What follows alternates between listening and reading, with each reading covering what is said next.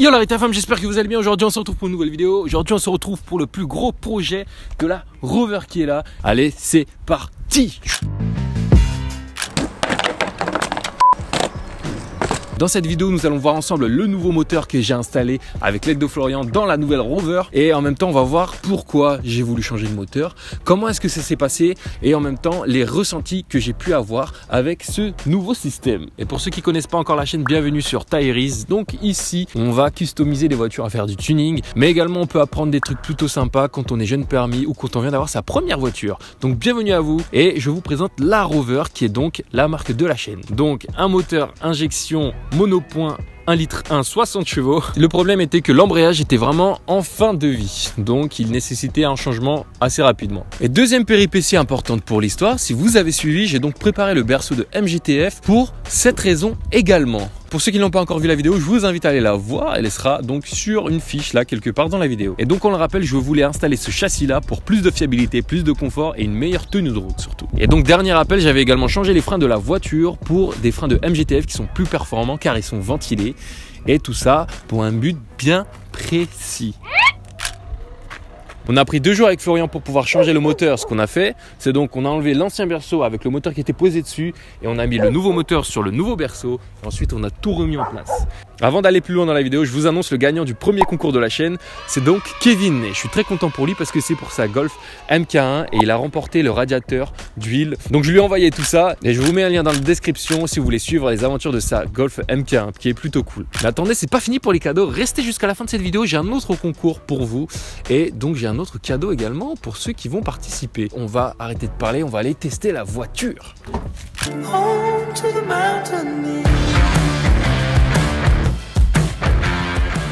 Allez, c'est parti pour le test. Aujourd'hui, il y a Yanis avec moi, mon cousin. Salut.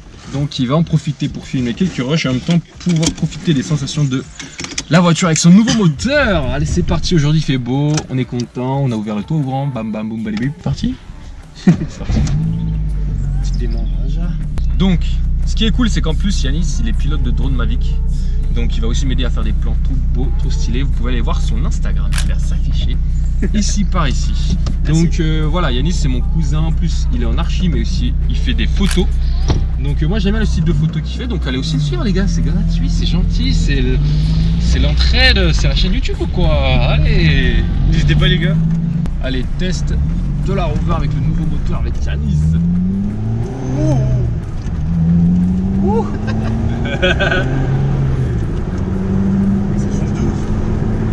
La première fois quand j'ai conduit la voiture avec Florian, j'avais une petite appréhension.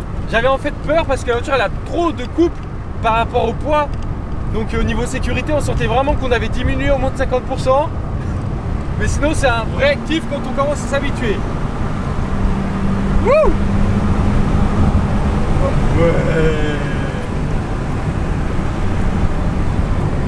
Allez, c'est parti. Ok, on a compris, la voiture est super cool à conduire. Mais au niveau du son, qu'est-ce que ça donne?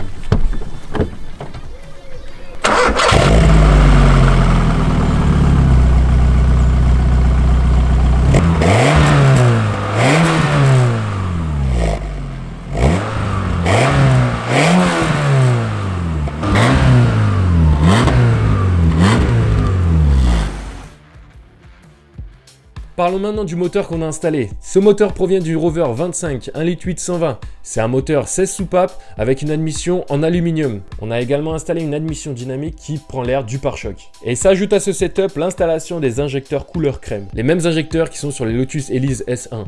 Pour la tenue de route, on a des jantes en 15 pouces. Le berceau est celui d'une MGTF qui a été refait à neuf et repeint à la peinture époxy anti-rouille. On a donc pu installer des suspensions classiques avec ressort. Pour le freinage, on a donc opté pour les freins de MGTF en disque ventilé. Mais ce projet ne s'est pas fait en quelques jours. Il s'est d'ailleurs fait en plusieurs mois, en de très longs mois à attendre d'ailleurs.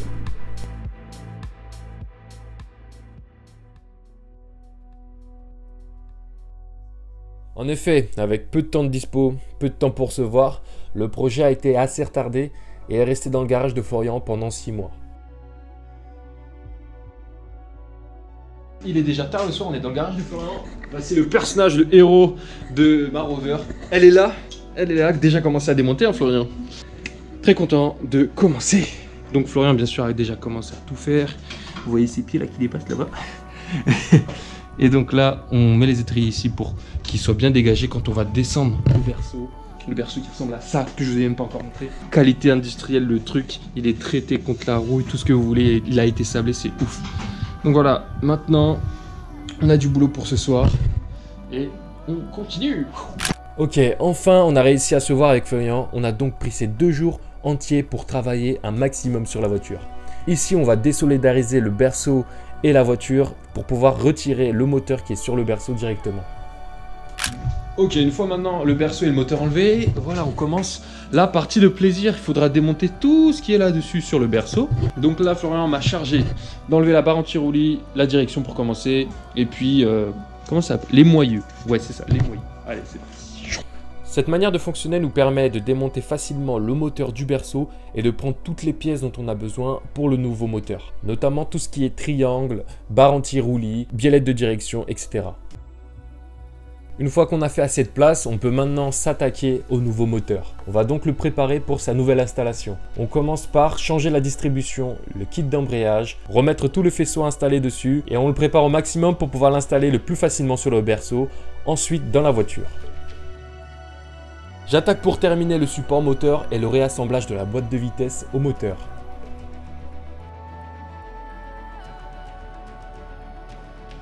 Bon les gars, on arrive à une partie un peu plus délicate. Maintenant, on va mettre la boîte de vitesse sur le moteur. Je vais peut-être limite attendre Florent, mais je vais quand même essayer de le faire. Bon les gars, petit imprévu, voire gros imprévu parce que on s'est rendu compte que notre volant moteur il était trop grand par rapport à notre boîte de vitesse.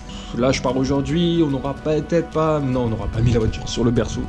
Bon, je suis un peu déçu, mais bon, je sais que Florian va continuer quand je serai plus là. Et comme je l'avais annoncé, c'est Florian qui a terminé la voiture.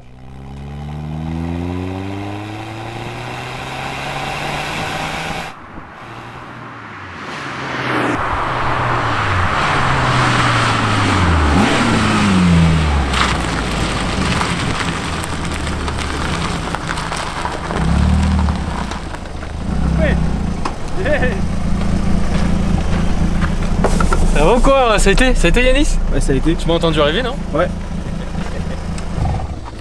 Donc pour conclure avec ce projet, c'était vraiment super intéressant de voir comment les pièces sont adaptables entre rovers, c'est un truc de ouf. Aujourd'hui j'ai donc plus de couple, une injection plus moderne et un moteur qui est du coup plus fiable. La consommation de carburant est quand même plutôt élevé par rapport à l'ancien moteur quand même, et cela aussi dû aux gros injecteurs je pense. D'ailleurs je les ai installés parce qu'un jour je pense aller sur du bioéthanol et faire une reprog. D'ailleurs j'ai un dernier inconvénient, mais ça il faut prendre l'habitude quand on prépare une voiture. La voiture est plus raide, ce qui est logique parce que le moteur est plus gros que celui qui est conçu d'origine et donc en fait on a vachement plus d'à-coups. Après je vais aussi parler des suspensions qui sont donc un peu plus fermes que ceux en hydragaz qui sont interconnectés, et les voitures c'est toujours ce compromis là.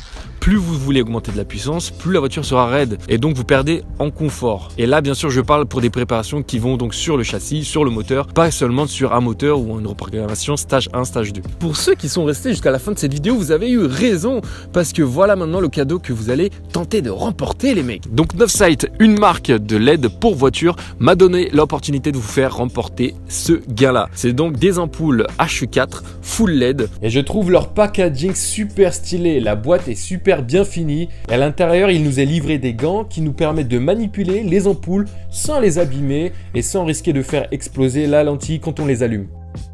Et pour l'éclairage c'est instantané, c'est donc du LED. À droite vous avez l'halogène, à gauche le LED bien évidemment. Et pour l'intensité d'éclairage vous pouvez vous référer à ma vidéo que j'ai fait sur cette marque là.